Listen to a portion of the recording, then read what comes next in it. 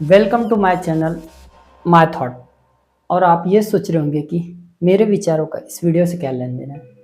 तो मेरे ही नहीं बल्कि आपके भी मन में ऐसे कई सवाल होंगे जिनके जवाब आप किताबों में, धर्म ग्रंथों, इंटरनेट पर यहाँ वहाँ ढूंढते होंगे, लेकिन कोई भी उत्तर आपको संतुष्ट नहीं कर पाता है।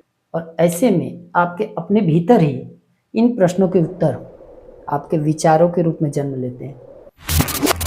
अब बात करते हैं ऐसे सवाल की जिसने लोगों को सबसे ज्यादा परेशान किया है। भगवान सही है विज्ञान? कई विचारक, धर्मगुरु और महान वैज्ञानिक आके गए। सभी ने इस प्रश्न का उत्तर अपने अपने तरीके से दिया है, लेकिन किसी का भी उत्तर आज तक इस डिबेट को खत्म नहीं कर पाया। चलिए मान लेते हैं भगवान ने सब कुछ बनाया है।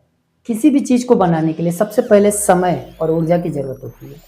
जब किसी भी चीज का कोई अस्तित्व नहीं था, शून्य का भी अस्तित्व नहीं था, तो भगवान ने ब्रह्मांड को बनाया कैसे?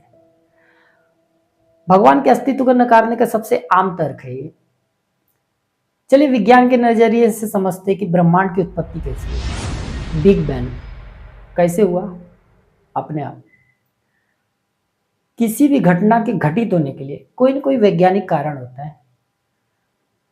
अपने आप और चमत्कार विज्ञान में विरोधाभास पैदा करते हैं। ये एक कॉइन है, इसके दो हिस्से होते हैं, एक को हेड और एक को टेल बोला जाता है। शायद आप भी यही बोलते होंगे। क्या आप बता सकते हैं कि इसका कौन सा हिस्सा आपके लिए ज़्यादा बेनिफिशियल होता है? जब आप हेड सिलेक्ट करते हो तो कि आपके परस्पर विपरीत व्यक्ति के लिए टेल की अहमियत बढ़ जाती है, और जब आप टेल सिलेक्ट करते हो तो उसी दूसरे व्यक्ति के लिए हेड की अहमियत बढ़ जाती है। इलेक्ट्रॉन और पॉजिट्रॉन दोनों ही सब एटॉमिक पार्टिकल हैं।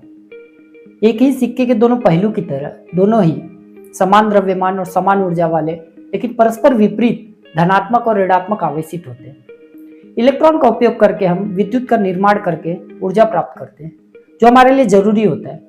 लेकिन एक अलग केस में, कैंसर के ट्रीटमेंट में, इसी इलेक्ट्रॉन को नष्ट करने के लिए पॉजिट्रॉन का उपयोग किया जाता है। और पता है दोनों के टकराने से क्या होता है?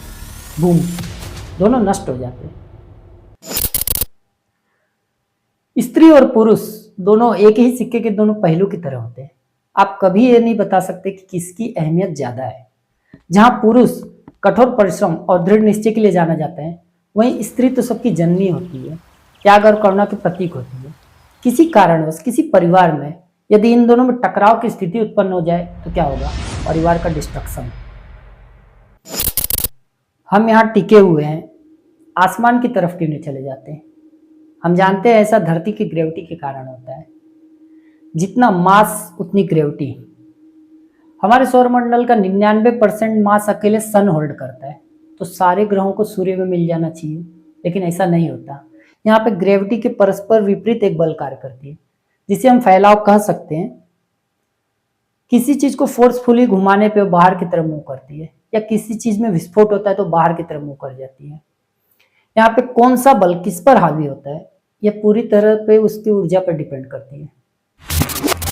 हमें बचपन से सिखाया गया है कि सत्य बोलना हमारे लिए सही है, और यही धर्म भी है। लेकिन कभी कभी सच झूठ से बदतर होता है।